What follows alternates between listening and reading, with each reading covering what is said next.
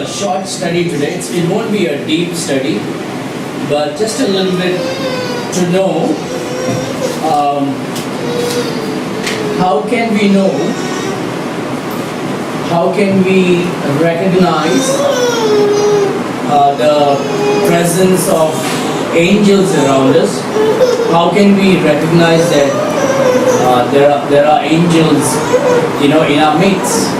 And in this day and age, there are many things that's going on where people are saying things. We need to check what the Bible says about the angels. Okay? Do we really have angels around us? Are angels taking care of us?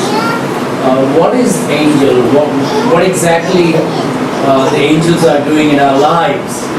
So let us just look into something.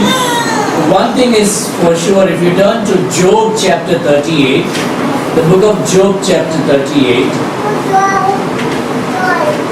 when were angels created? Angels were created even before the heaven and earth was created.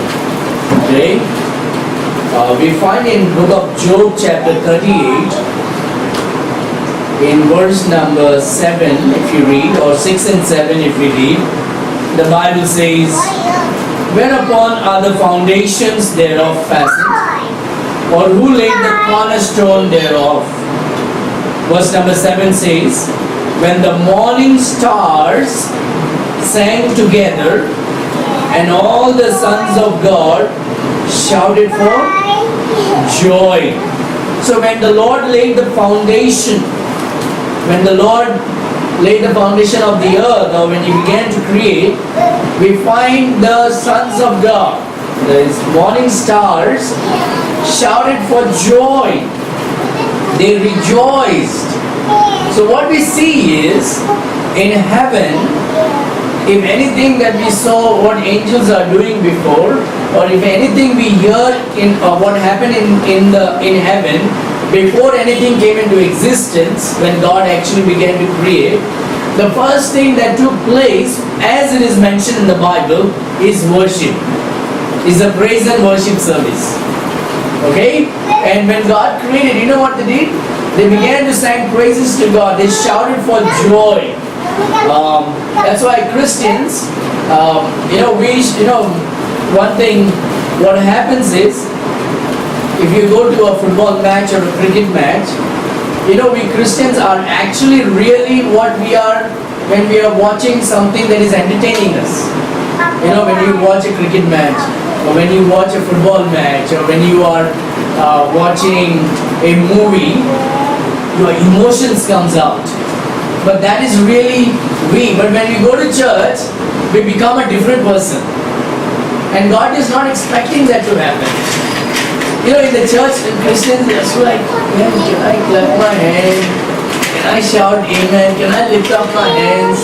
And we are like, but if we are watching a cricket match in front of the TV, nobody tells us to clap hands. But we are like, man, that's a six! Right? I remember, when India and Pakistan played, that day my brother and me, my elder brother and me, we had an argument. And so we did not talk to each other that day. And that was the final match, India and who was that? What was the final match? India defeated whom? Was that Pakistan? Final match? India and Pakistan. Okay? And we had some disagreement and we did not talk, and India just won that. And when India won, nobody told us what. My brother got up, and we gave a high five to each other. That emotion just got up, and we were clapping, we were cheering up, and and we are being ourselves when we are watching this cricket match or football match. We want to cheer up and shout for joy and clap our hands. When before the umpire lifts his hands up for six, we are lifting our hands. Okay? Before the umpire says he's out, our finger goes up. And that is what we do when we are actually watching those matches. Our emotions comes up. But when we go to the church, we are not ourselves. We are a different people. We actually try to put an extra picture and a mask on ourselves, when actually God expects that thing what we show in front of a television, while watching the cricket match or football match come to the church, shout for joy. That's why the Bible says, make a joyful noise. That's why the Bible says, clap your hands. That's why the Bible says, shout unto the Lord. God expects us to be happy and celebrate Him. We should be the most joyful and celebrating Christians. That is the first thing that ever happened in heaven. The angels shouted for joy. God is expecting us the same thing. But what we do is we worship the matches and the people, the players, but when we come to church, we are not giving God what we are supposed to give. You know, shouting amen, shouting hallelujah, or lifting up our hands and worshiping God, clapping our hands while worshiping God, singing our song. This is biblical. Okay? Sometimes I feel like the Pentecostals got something right and we Bible-believing Christians are holding things from that. And we should be Christians who just need to. And there is a place for being quiet in the presence of God. There is a place for being silent in the presence of I was just singing a song while coming. I don't know. In the car I sing. It says, you made me speechless. Silence is all I need to sing your praise. La la la la la la la la la la. You know that? From Joyful Notes. Silence is all I need to sing your praise. Anyway, so what we need to do is we have to be the happiest people. We have to be joyful. When we come into the presence of God, we got to be happy and joyful because that's what God says. He says, come unto the gate with praise, you know. Enter His gates with thanksgiving.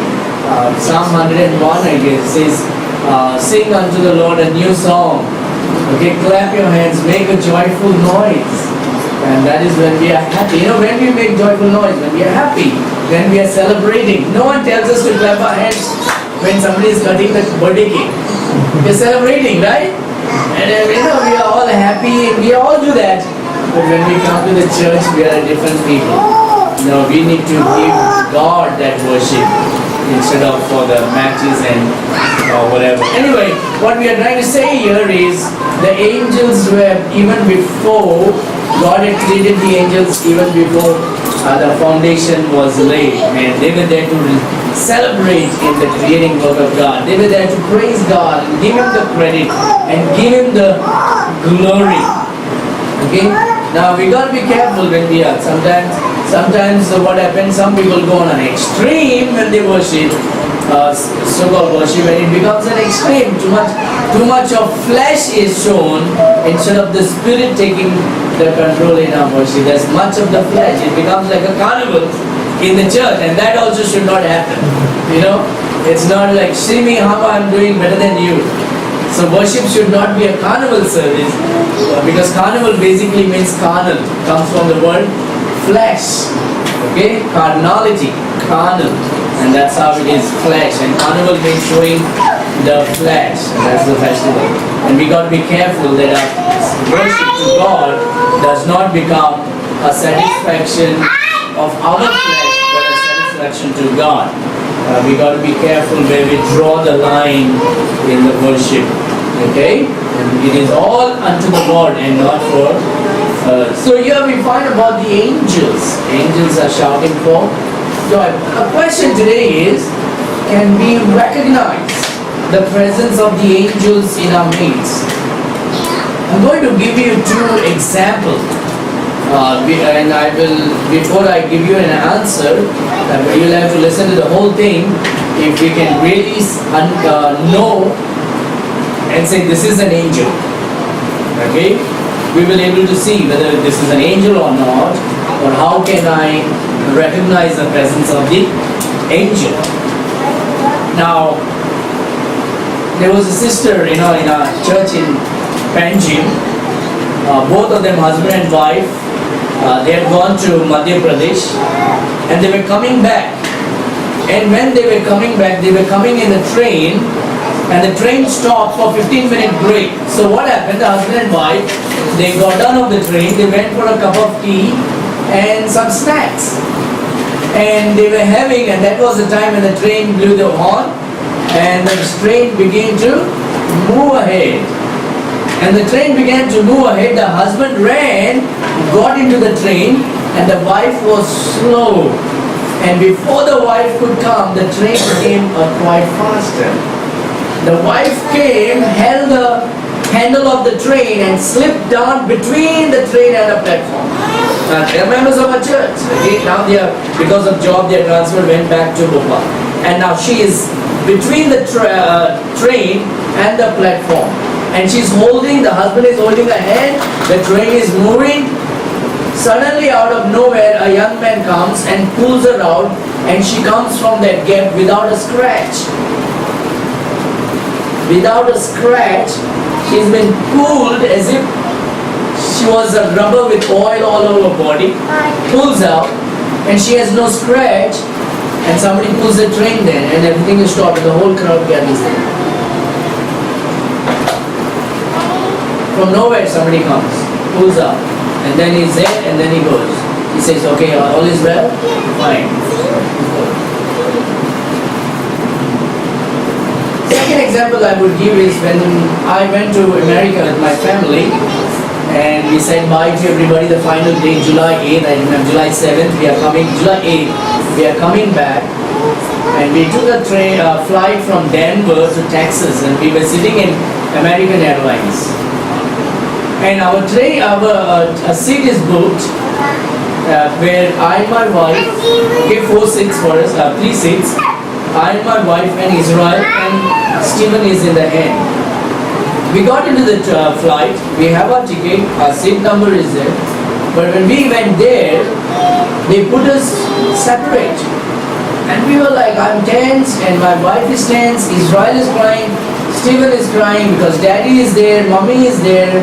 Israel is with me, Stephen is with Grace, and the kids are troubled, and the people are feeling sorry for us, and we are trying to explain to the air hostess, like, you know, we are family and we are supposed to sit together, and why are we, you know, shifted here and there? And they say, we are sorry, you know, but this is how your tickets are, and we cannot help it.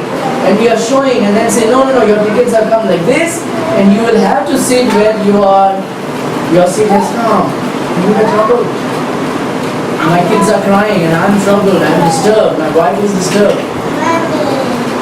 And the flight starts. Up in the air. The flight is totally in a tumultuous way. I thought we are going to die. There's a huge noise coming on the flight, and the flight is shaking up. The weather is bad, and I have never experienced such a journey in the flight. It was extremely hard. It was very fearful. One thing I was comforted is if we die, at least my whole family is in the flight. I'm not going to die alone and then see my family struggle or suffer. One thing that my family is there with me. If anything happens, together we are gone. But at the same time, there's a lot of fear. What is going to happen? My kids are crying. And we never understood why we've been so separate. Next to me is sitting a man. There's a man who is sitting next to me, and he begins to say, he tries to talk to my son Israel, and slowly Israel just fell asleep. Israel falls asleep. This man begins to talk to me, and in the flight everybody is like murmuring and complaining. There's a scream, the noise of the flight is very bad. We thought it's going to blast. We thought, it's going to crash. This man begins to talk to us and he's crying. He talks to me about the condition of the church and saying, I'm so broken because of what I see in the churches in America. And then he buys food for me and my wife.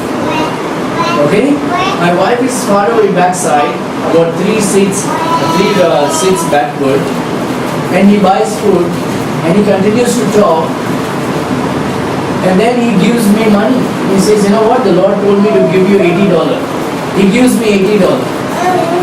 The air hostess is surprised that a stranger is buying food from him. And then finally we arrived, we are just talking, he talks, and I did not take his contact, but he took my contact and he said, okay, I'll be praying for you. And that's it. After that we do not know. The flight stopped, everything, we arrived. Well, I do not know who was that person. It was a stranger who happened to be on my side. There was and the flight was so disturbing, but he was there talking to me and providing food for my family, and even gave us some money. Why should he do that? And then all that he is showing is he is grieved in his heart about the conditions of the churches in America. And then we finished, we landed down in Texas. And then I never saw him, he's gone, he took his bag and he's gone. That's all. Now, I'm not saying, I don't want to say that who that person is. I'm just giving an example. Could it be? I'm just saying that man who came and pulled her out from between the train and the platform, could it be? Maybe.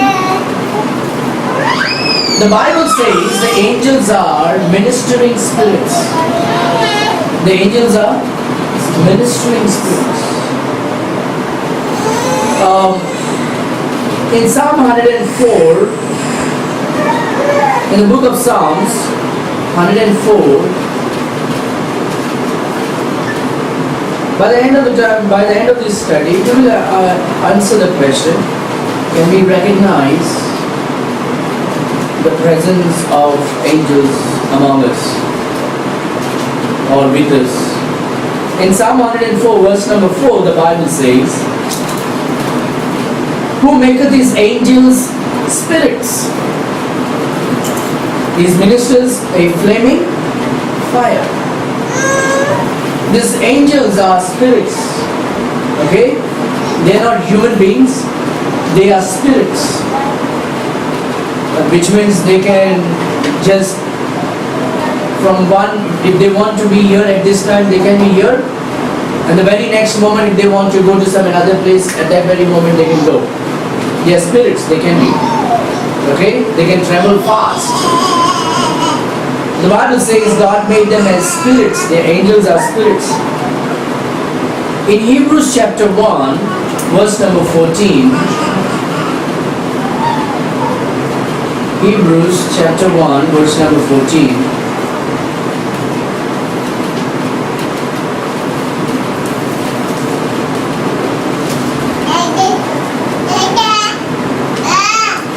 The Bible says, "Are they not all ministering?" Okay, verse number 13 says, "But to which of the angels said he at any time, sit on my right hand until I make thine enemies and footstool?" The comparison between Jesus and the angels. But about the angels in verse number 14, it says, "Are they not all ministering spirits, sent forth to minister for them who shall be heirs of salvation?" So what the angels are right now doing is, they are ministering to God's people. They reach out to us during the time of trouble or whatever situation. We cannot always say that they will be there during, they are reaching out during the time of trouble. Maybe they are there, but we cannot see. But they are ministering spirits. There are times, and sometimes what happens, we may not have recognized, but I'm sure each and everyone sitting in this room have been helped by the angel. But we have not recognized it. Maybe because we never checked the Bible. Maybe because we never learned about it. But we have been helped because the Bible says they are ministering spirit to those who are heirs of salvation. They help us sometimes while driving. Many a time Sunday afternoon when I'm traveling, I fall asleep while driving. That's dangerous. But I think the angels are there to minister. This morning at 3 o'clock I got up because I wanted to pray for a brother. 3 o'clock I got up to pray and I began to pray. And after I prayed, I just felt like I want to go to Kalangut. So I got my shoes on. I got my shoes on. I said, if I'm going to go to Kalangut, I'm going to do exercise up there in Shikari. There's good things for exercise. So I got my shoes on and I'm ready. 4 o'clock, 4:30, I'm there up in the mountain alone at 4:30. The gate is closed, no one can get into the exercise park. I'm asking the question to God, Lord, what am I doing at here at 4:30 in the morning? Up in the mountain, nobody's there, all I can hear is a peacock. This morning. I'm like wondering, why am I here? And then I see the gate locked and I'm like, I should not, it will be a very bad testimony if I get in. I should not go. So I get back and sit in the car and I'm coming back. When I reach at Kalangur, near Pizza Hut, I see an Innova car dashed on a tree and people gathered there. And this man is unconscious. This man is not breathing. This man is all cold. And people broke the glass and they removed him out. And I'm like, what am I doing here? Early in the morning at 4:30. And then they're searching for water. At that moment, nobody is having water. Nobody is having water. They're trying to pump him up. He's not breathing. He's all cold and senseless. No answer, no conscience. Somebody's saying, is there water? Nobody's having water. And I have water in my bottle. I run and bring the water and then we sprinkle on his face, hit the water on his face, and then somebody's come and then say, oh, he's breathing now. Early in the morning. My question is, I was asking God, Lord, why did you bring me early in the morning here? What am I doing? I had no idea. 3 o'clock I got up to pray for a brother. And I'm here at 4 o'clock, 4:30 in Kalangur, early in the morning. And I'm asking God, Lord, why am I here? What am I doing? I can't understand. And then I realized God just brought me so I can give that bottle of water. So it can be sprinkled on that man's face. When somebody was pumping, he could breathe again. I do not know if that person is alive now or not. I have no idea. I did not follow him. The ambulance came and took him. So somebody said, he's breathing now.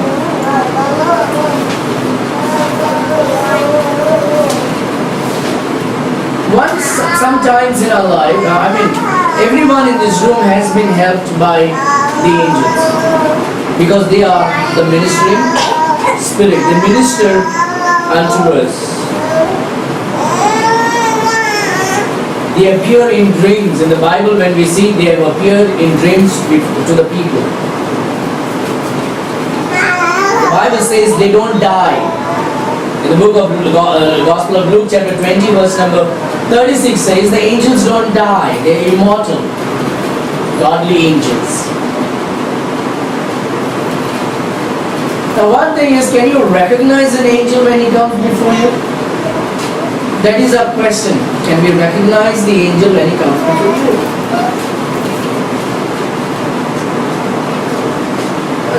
Sometimes you might have left your gas on in the kitchen while cooking and you forgot. Someone puts that thought in your mind to go, turn it off. Sometimes we give credit to our memory. There could be an angel who is ministering unto us. Many a times, when you're driving, when you're on the bicycle, on your motorcycle, you don't put your stand and you're on the motorcycle and then someone shouts, "The Baba stand already." Minister, I'm not saying he's angel. Maybe, may not be.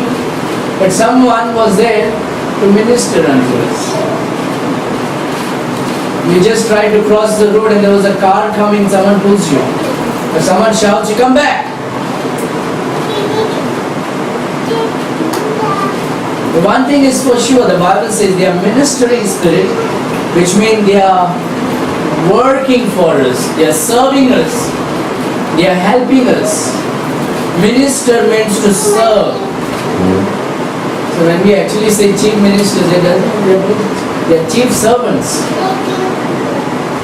Even though they act like boss and corrupt and everything, they take everything from us. But they are servants, they ought to be servants. But angels are ministering spirits.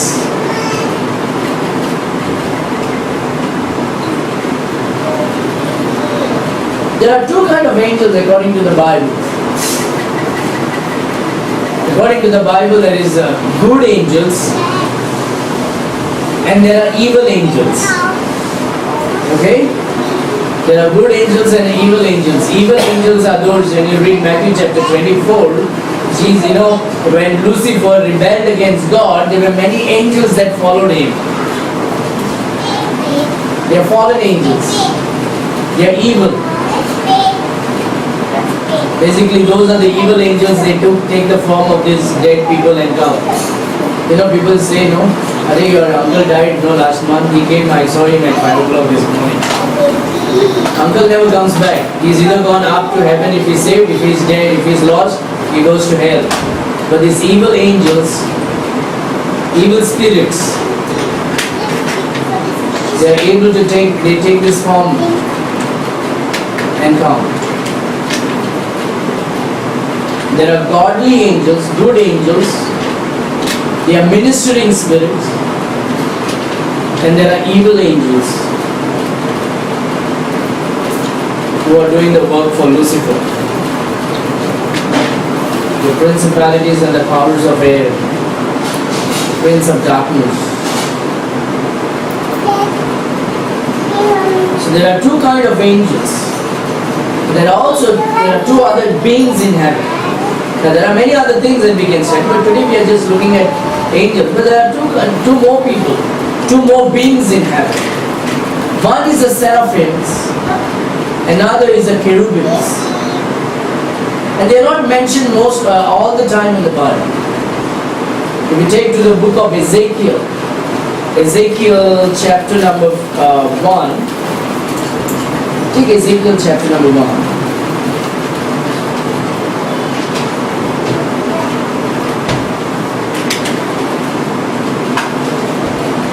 Ezekiel is after Lamentation. Jeremiah, Lamentation, Ezekiel. Ezekiel chapter 1.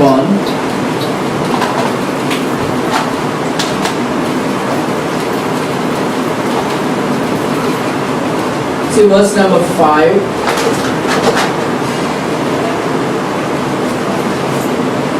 Also out of the midst thereof came the likeness of 4 living creatures.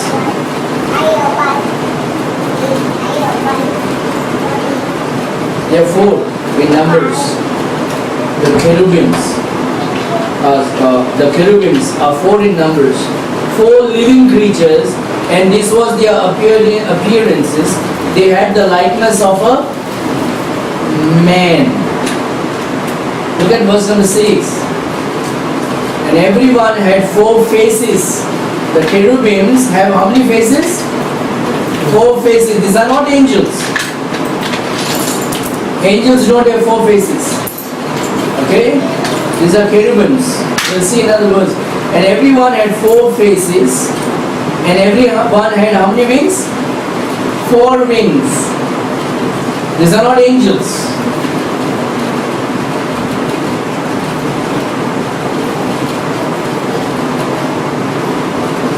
Look at Isaiah chapter 37. Isaiah chapter 37. Verse number 16. I'm just trying to say that these are different beings from angels. Isaiah chapter 37, verse number 16 says, O Lord of hosts, God of Israel, that dwellest between the cherubims. So the cherubims surround the throne of God.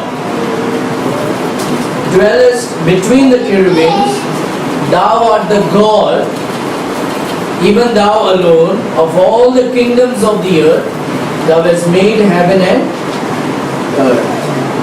So God dwells between the cherubims. So the cherubims, what they do? They surround the throne of God. One of the cherub was who? Lucifer.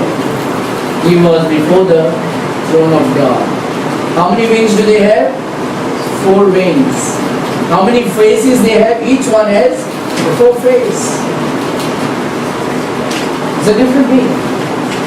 They have the likeness of man, but they have 4 faces. Come to Isaiah chapter 6, we see another beings They are called as seraphims. A lot of people misunderstand and call these cherubims and seraphims and generalize and say these are also angels. That's why today you will see, I was coming, on the way we saw, there was a cemetery. In that cemetery I saw a picture of an angel, so-called, okay? But that was a woman holding a pillar, and she has these wings. The woman. Now Michelangelo was the one who drew this angel, beautiful face, very feminine woman with a feather. Since then it has got into the brain of people thinking that women are angels. They have wings. But Michelangelo is the one who drew that. Angels are made to look like very effeminate people, like very feminine. But in the Bible, if you see, and even today what they see, what we see, that women are called as angels. They'll give the names, ladies' names, angels. What's your name? My daughter's name is Angel. Because that's there in the mind of the people. That the angels are women. And they have wings. But we see the cherubims have 4 wings. Angels are different, which we will see more about it. In Isaiah chapter 6, this is seraphims. In verse number 2 says, now this is verse number 1, you see, in the year that King Uzziah died, I saw the Lord sitting upon a throne. Now the good news is, the kings will come and kings will go, kings will be born and kings will be dead, but the Lord will always be there on the throne. Amen? In the year that King Uzziah died, I saw also the Lord sitting upon a throne, high and lifted up, and his train filled the temple. See verse number 2. And above it, above the throne, stood the seraphims. Each had how many? 6 wings. This is different. This is not having 4 wings. The cherubims have 4 wings. The seraphims have 6 wings. Above it stood the seraphims. Each one had 6 wings. With twine he covered his face, and with twine he covered his feet, and with twine he did fly. Okay, he. Not woman, not she. It's he. Sometimes you need to ask a question, in heaven are there any women? That's another topic. Okay? In twine, he did fly. So he has 6 wings. The seraphims have 6 wings. The cherubims have how many wings? 4 wings. And the cherubims have 4 faces. Each cherubim, each wing has 4 faces. So they are different.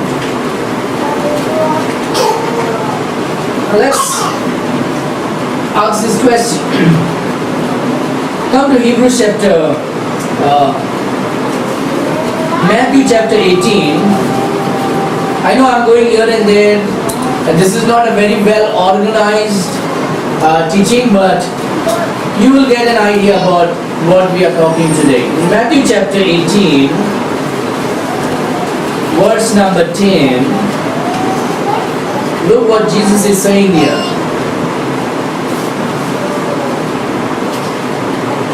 Take heed that ye despise not one of these little ones.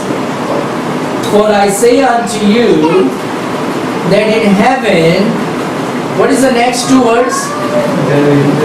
They are angels. Whose angels? The little ones' angels. They are angels who always behold the face of my Father which is in heaven.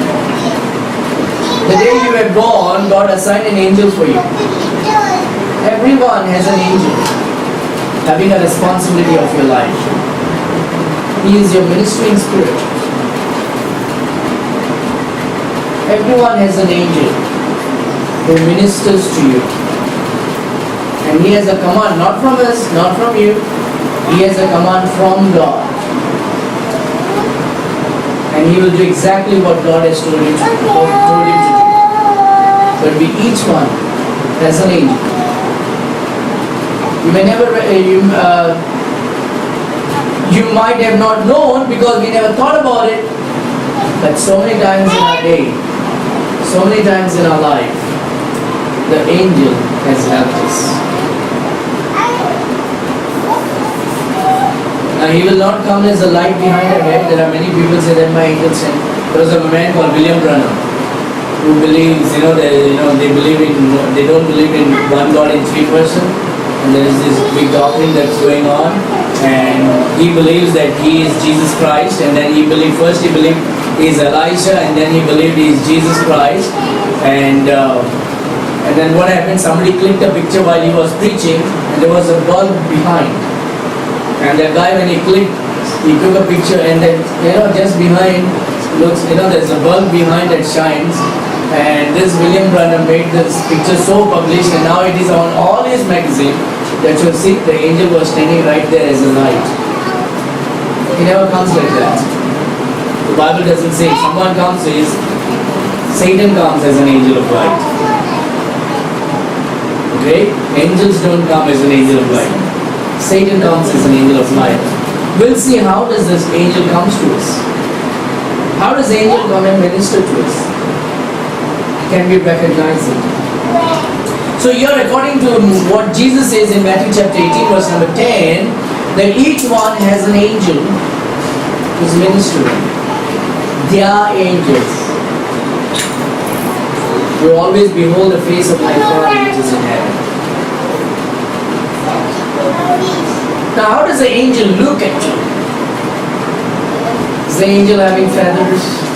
Is the angel having wings? Today there's the church in Belgium, they're trying to, there's a church that has come up and they're trying to deceive the people by saying the angel came and threw some feathers, and people are just being deluded by all these things. We need to know, how does the angel look at you? When the angel comes, is this the whole room will be turned into brightness? Is this like filled with glory and holiness? How does the angel look when he comes?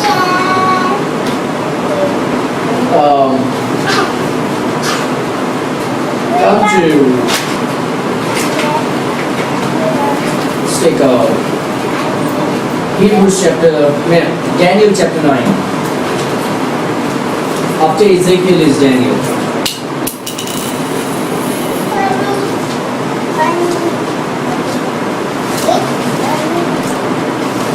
Daniel chapter 9.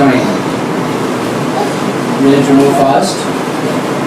Daniel chapter 9 verse number 21 says, while I was speaking in prayer, what is the next three words?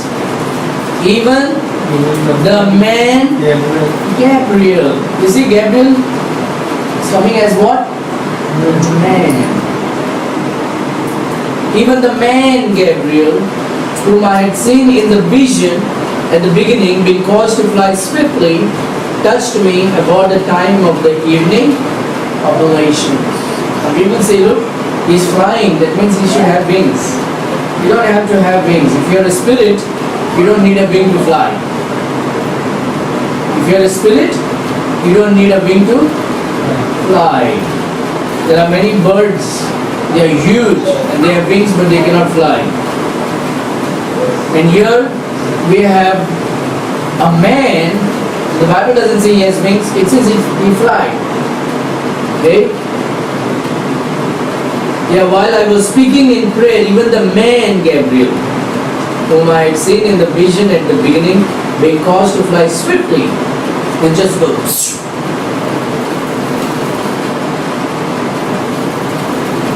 Touched me about the time of the evening oblations. So here Gabriel appeared as a man. Not like with some big glory, some light and great pomp, nothing of that. He came as a man.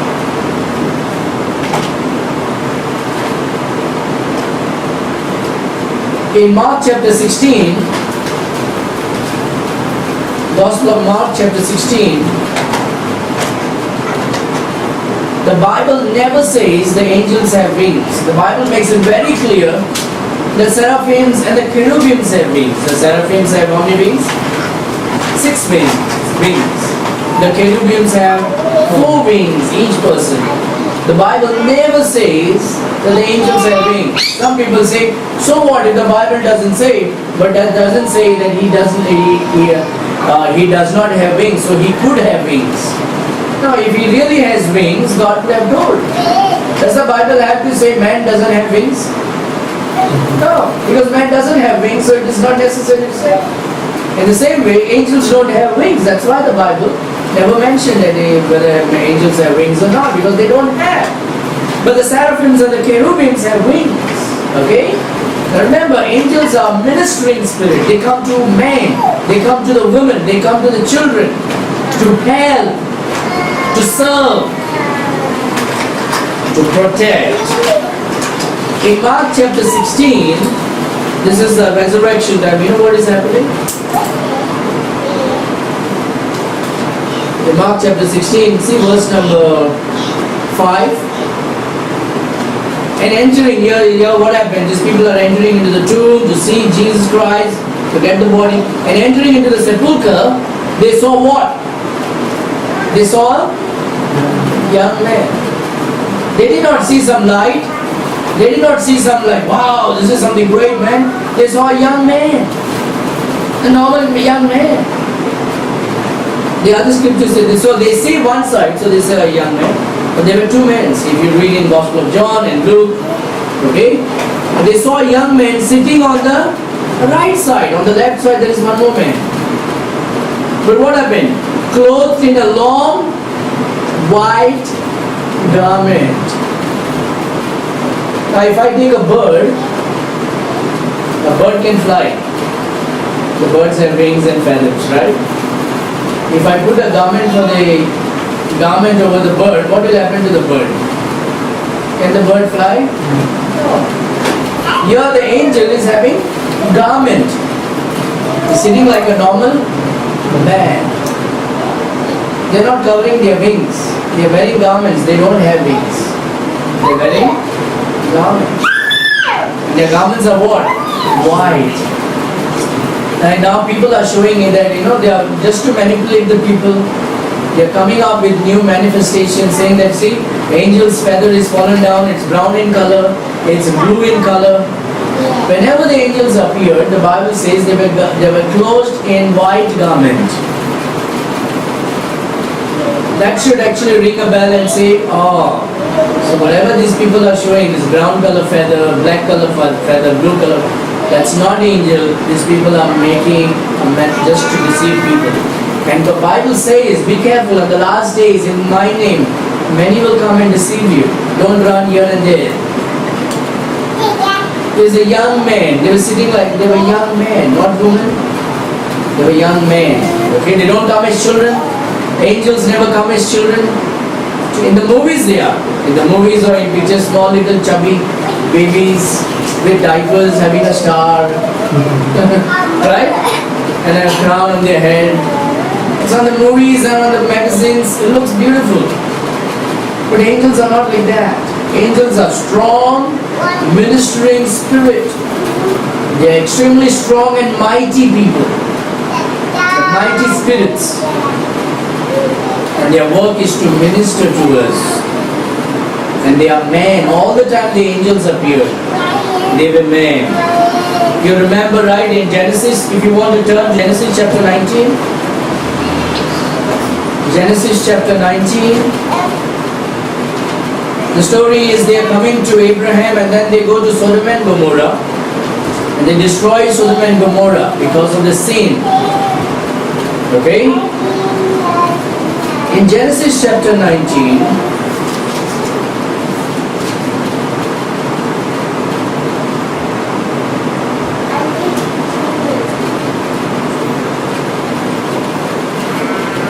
let's look at the chapter before that, in chapter 18.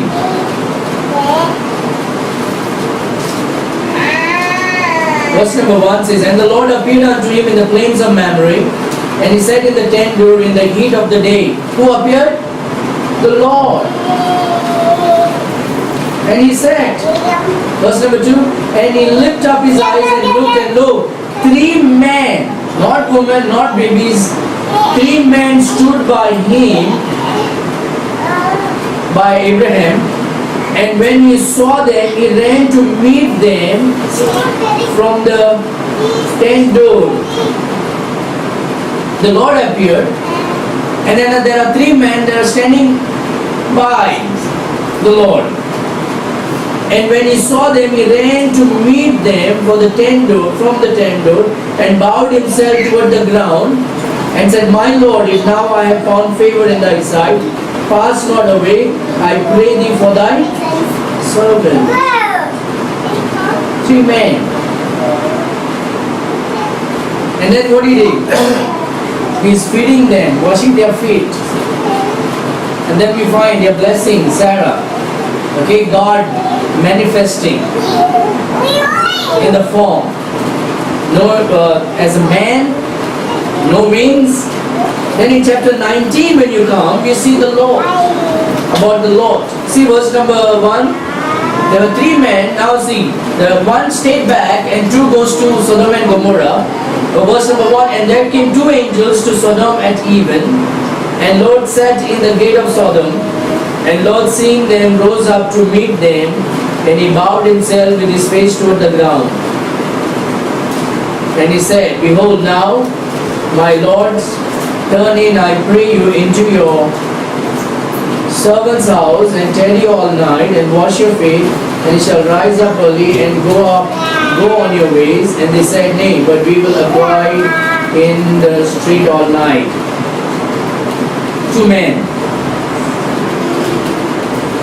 But then he forces, he says he pressed, and they got in, and he pressed upon them greatly, and they turned in unto him, and entered into his house, and he made them a feast, and he did bake unleavened bread, and they did eat.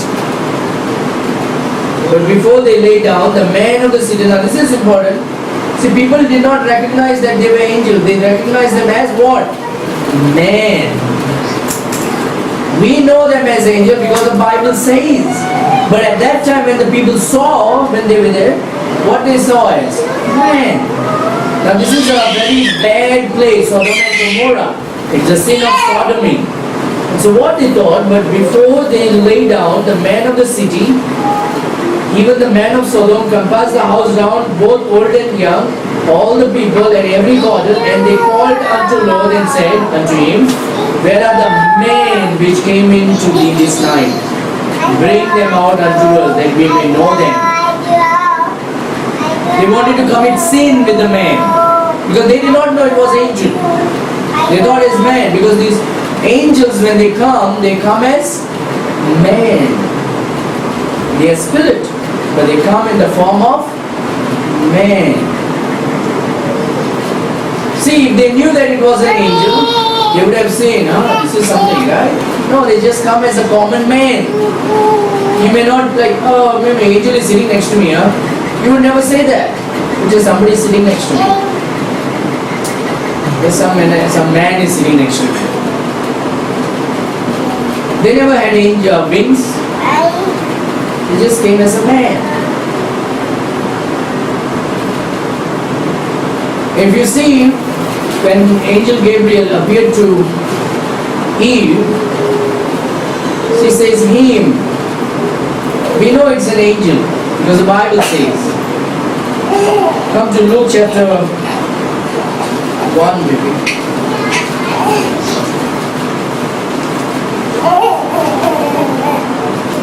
Luke chapter 1.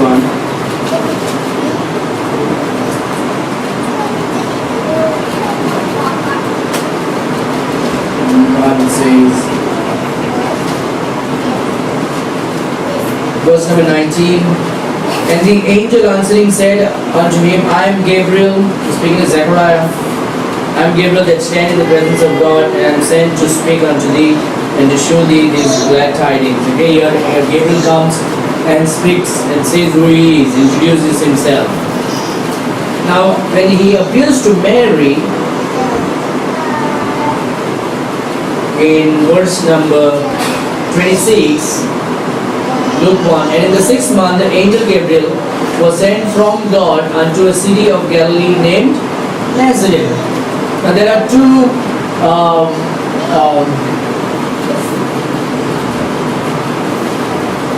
okay.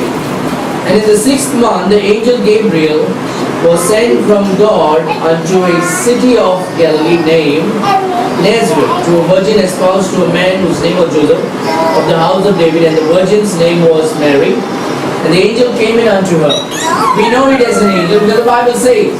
But when she saw what she sees a man. The angel came in unto her and said, Hail thou, thou art highly favored, the Lord is with thee, blessed art thou among women. And when she saw him, she was troubled at his saying. He appears as a man, and cast in her mind what manner of salutation it should be. And the angel said unto her, Fear not, Mary, for thou hast found favor with God. And behold, thou shalt conceive in thy womb, and bring forth a son, and shalt call his name Jesus, and shall be great, and shall be called the Son of the Highest. And the Lord God shall give unto him the throne of his father David.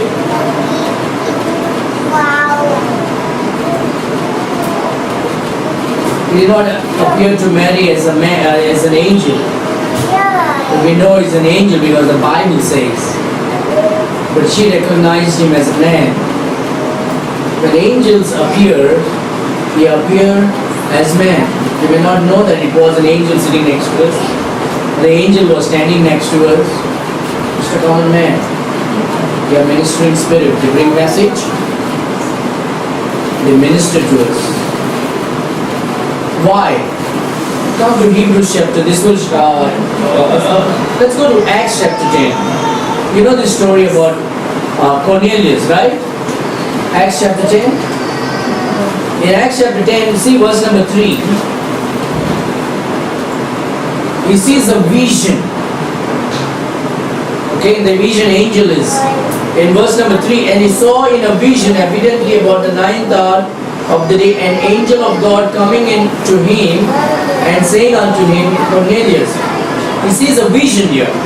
It's not appearing, but this is a vision. But see what happens in verse number 13. And Cornelius said, 4 days ago I was fasting until this hour, and at the 9th hour I prayed in my house, and behold, a man stood before me in bright clothing. A man stood before me. Okay? He had a good bright clothing on him. They don't have wings, they have clothes on them, they have garments on them. They don't have wings. Finally we'll see in Hebrews chapter 13. Hebrews chapter 13.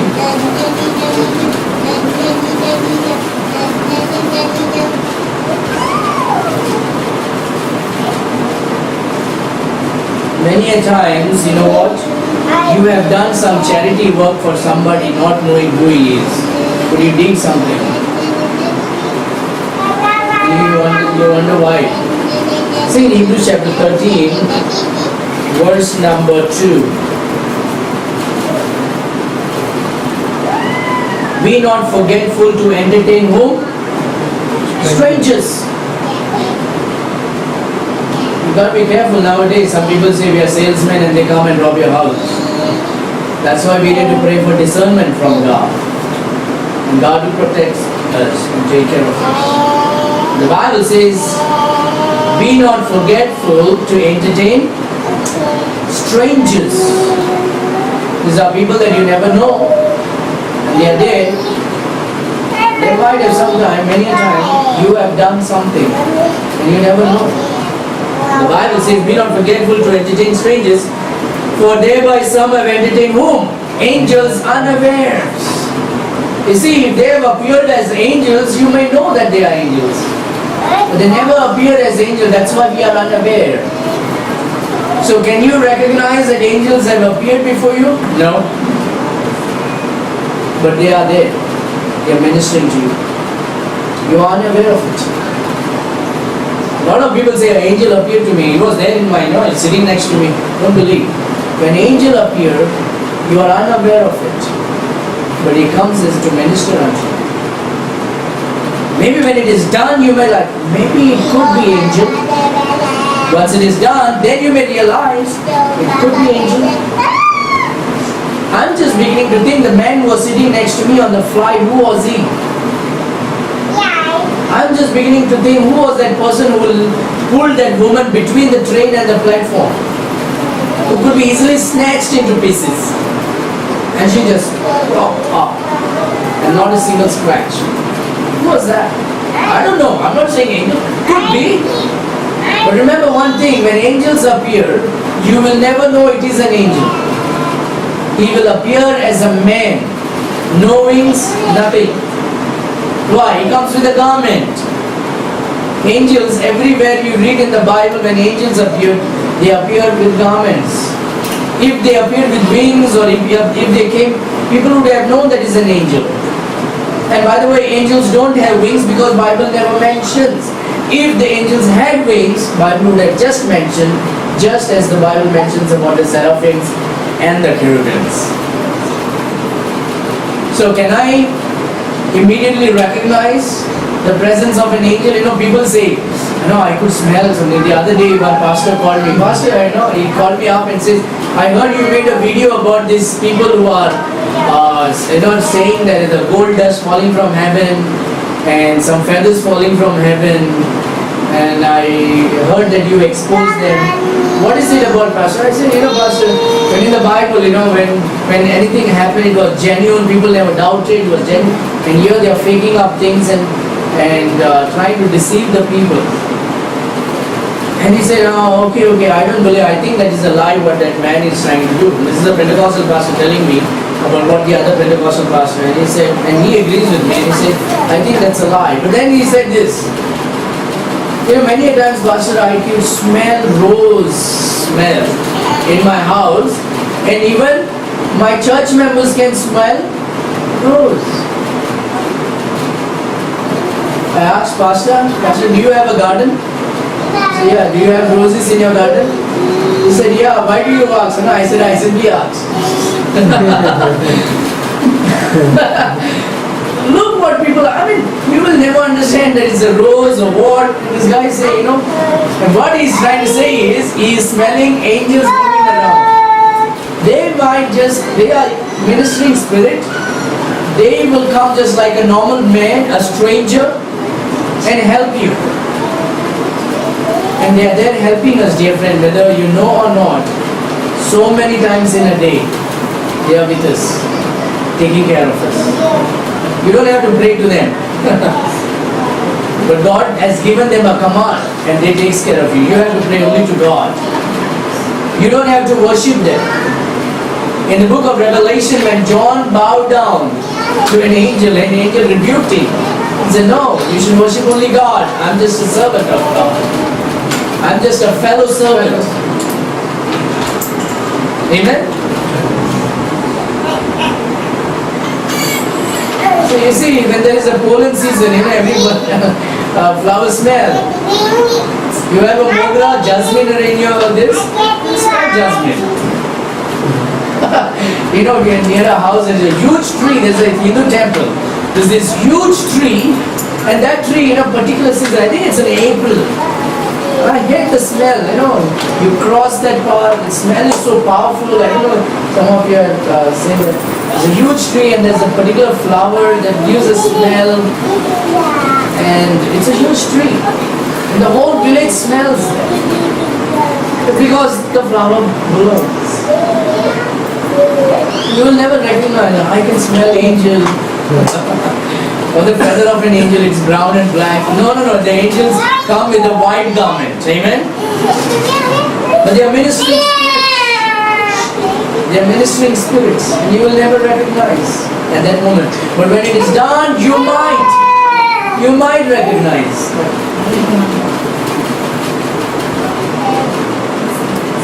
You never know. You might be, when you are pregnant and traveling on the bus, somebody might have given you a seat. You don't know who was that. I'm not saying it was an angel, I'm just saying could be. You never know, you will never recognize. You will never say, angel came into our home today. I saw him with the wings and beautiful bright light. No, he comes as a stranger. He comes as a normal man, not woman, not babies, and not with wings. Angels don't have wings. The seraphims have wings. They have 6 wings. The cherubims have 4 wings, and they have 4 faces of the man. And who are angels? They are ministering spirits. Each one has an angel. And they take care of us. They protect us. There was a preacher yesterday I was listening, and he says, come to Jesus. And if you come to Jesus, Jesus Christ will also give you question papers during exam. Wow. Jesus Christ is not a crook. He wants you to study and work hard. Amen? He says it's okay to fail, but you fail honestly. Right? He says, if you trust in Jesus Christ, He will bring the question paper before you. And you can write all your answers right. Just manipulate people.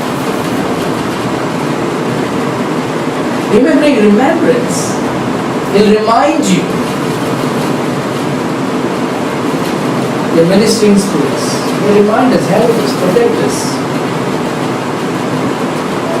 Many a time I can see my sons, many a time they are about to fall and my hand goes on them and I'm holding their legs or a hand.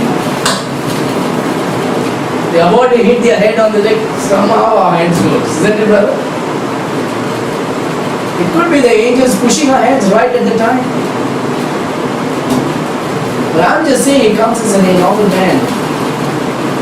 Angels are still there, they are still ministering, and we believe it.